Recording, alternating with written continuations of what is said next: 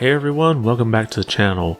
So two major Xbox games get a delay, and it looks like we may have a new version of a PS5 coming out. We have those topics and more to cover, but before we get started, if you like this video, be sure to give it a thumbs up.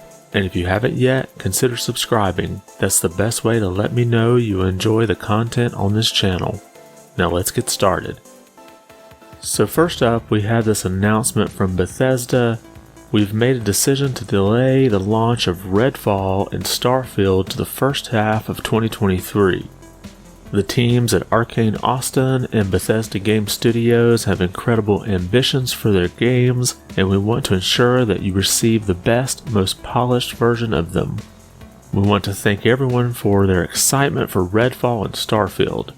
That energy is a huge part of what inspires all of us every day and drives our own excitement for what we are creating. We can't wait to share our first deep dive into gameplay for both Redfall and Starfield soon. So for a little background, Starfield was announced in 2018 and was an Xbox and Bethesda showcase last year. Its original release date was for November 11th of this year. Redfall was announced in June of 2021 and had a scheduled release of sometime this year. Now we do have the Xbox and Bethesda showcase coming up in June, so I would expect to see more of these games there, but we probably won't get like a huge blowout of each one of them. Next, it looks like there may be a new version of the PS5 coming to at least Japan. We have this headline here from VGC. Sony appears to have registered a new PS5 model in Japan. The CFI 1200 series console includes updated radio equipment according to a listing. And in the article they state, in April the company received construction design certification for what looks to be a new CFI 1200 series model featuring updated radio equipment. The product was granted design certification by Japan's Ministry of Internal Affairs and Communications, which ensures that the radio and wireless communication equipment conforms to certain technical standards.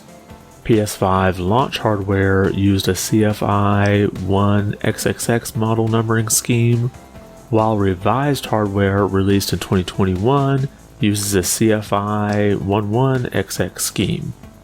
So what this appears to be is just maybe an update to the chip they might be using for Wi-Fi and Bluetooth. We have a look here at the certification using Google Translate, and you can see in the radio type frequency and antenna power, they're specifying the 2.4 GHz range, which is what Bluetooth and Wi-Fi use. Now last May it was reported that Sony would start production on a PS5 redesign sometime in 2022, and this would have a new 6nm CPU from AMD. So I don't think that this is that particular model, but I do have to wonder if this change in the Wi-Fi might be holding up production, and perhaps that's why we've seen such a lower manufactured number of PlayStation 5s available these past 5 months. So maybe we'll see production ramp up more now with the new wireless chip installed. And even though there's not really anything mentioning North America in this, I expect that to come here as well. Next, some of you may be familiar with Wata, which is a firm that grades your games. So they say like it's a 7.4 and is worth this much money. Well, it looks like they're facing a lawsuit. This coming from VGC. Grading firm Wata is facing a lawsuit for allegedly manipulating the retro game market. Wata is alleged to have conspired with an auction house to push prices into the millions. So for a little backstory on this, last summer 2 games were sold by Wata, a copy of Super Mario Bros. And Super Mario Bros. 3. The first one sold for $1.56 million, and the second one sold just weeks later for $156,000. Now the court documents claim that before Wata started grading games, the highest price paid for a video game was a little over $30,000 via eBay back in 2017. But this article goes on with a little more information.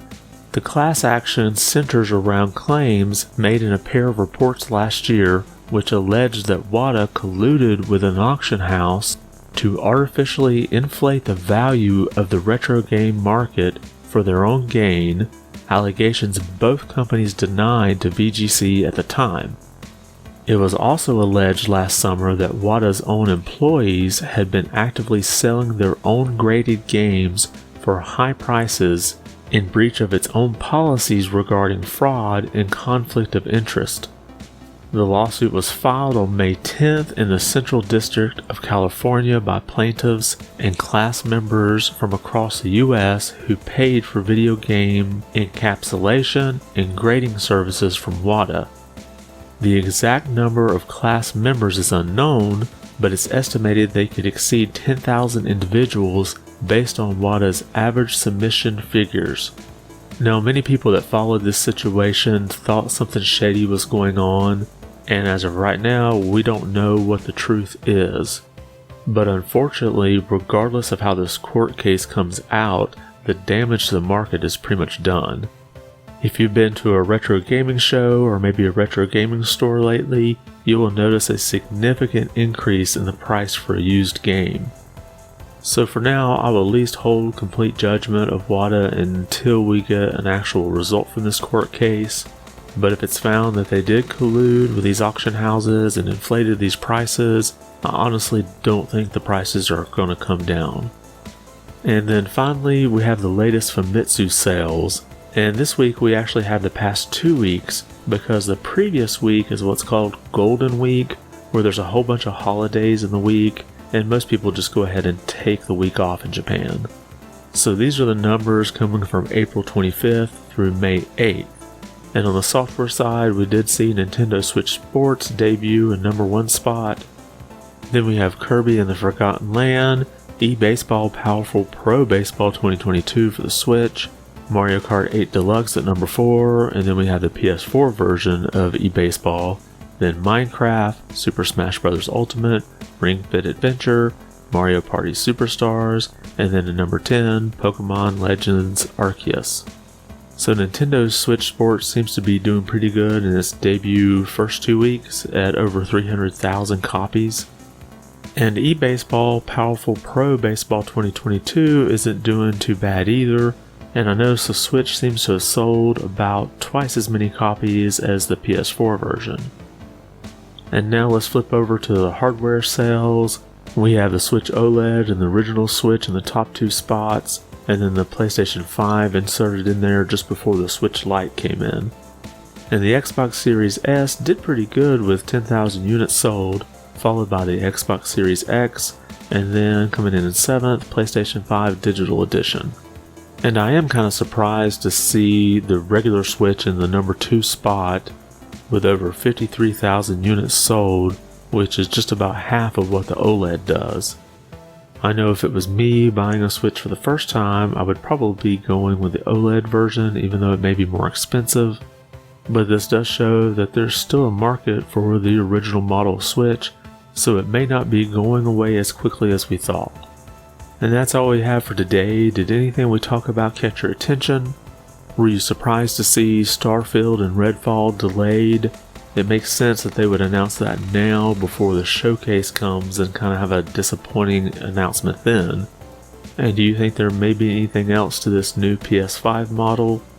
Drop a comment about those topics or anything else we covered today. I want to thank you for watching, have a great weekend, and be good.